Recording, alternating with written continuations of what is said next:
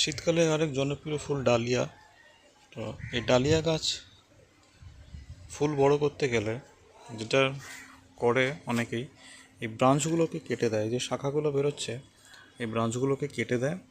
এই যে দেখুন এখানে দুটো শাখা বেরিয়েছে, দুটোতেই কিন্তু কুঁড়ি চলে এসছে। তো এই যদি ব্রাঞ্চ কেটে দেয় তাহলে খাবারটা একজনের ওপরই যাবে, সাইজ অনেক বড় হবে।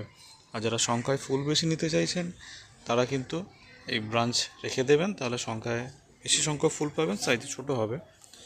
আর ওষুধ তো যে যা দেবেন দেবেন, কিন্তু আমি চেষ্টা করি যতটা ওষুধ কম দেবার।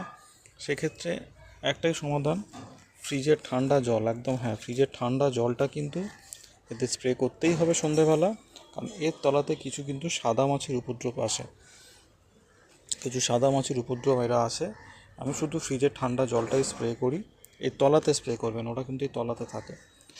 তো তাতে কিছু নষ্ট হবে, যেমন এই পাতাটা দেখুন আমার কালো হয়ে যাচ্ছে, কিছু নষ্ট হবে আবার কিছু থাকবেও। তো দেখা যাক কতটা সাকসেস হয়, যদি হয় পরের ভিডিও নিয়ে আসবো। আমি কিন্তু এইভাবে ঠান্ডা জল এবং রোদের ওপরে আমি ডালিয়া করার চেষ্টা করছি। পরে আমি ডিটেলে আরও ভিডিও আনবো এটা ফুল হয়ে গেলে। আজকে জানুয়ারি মাসের শেষ সপ্তাহ।